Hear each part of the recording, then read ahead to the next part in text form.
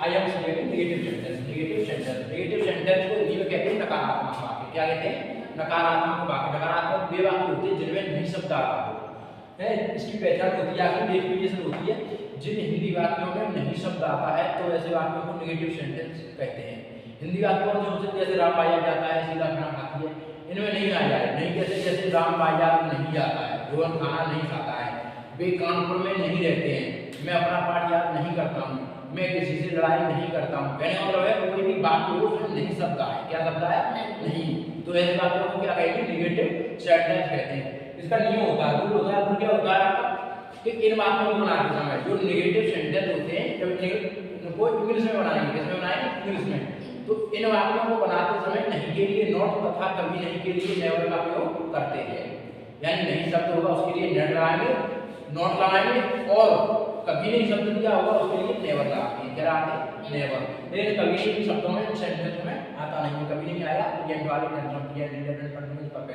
ये इनमें नहीं आएगा क्योंकि इनमें मुख्य क्रिया नहीं है। चलो इसमें आगे देखते हैं। ये है आपका स्ट्रक्चर। स्ट्रक्चर में क्या है? सब्जेक्ट, फिर सब्जेक्ट के अनुसार, सब्जेक्ट के अनुसार जो वर्ब है आपकी एज एम आर ए आएंगे, प्लस उसके बाद में नेगेटिव होगा तो नॉट लगाएंगे, फिर ऑब्जेक्ट, फिर अदर वर्ड्स, और उसके बाद फिर। ठीक है।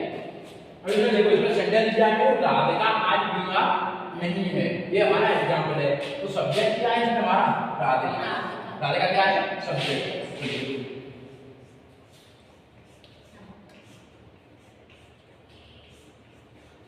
राधिका हो गया। उसके बाद में इजेमार लगाना है। इजेमार मैंने बताया था ये किसके साथ लगता है, एम किसके साथ लगता है और आर किसके साथ लगता है, बताया था। ही सी इट और सिंगुलर सब्जेक्ट सब मैंने अभी से वेरीफाई थी, वो वही याद रखना।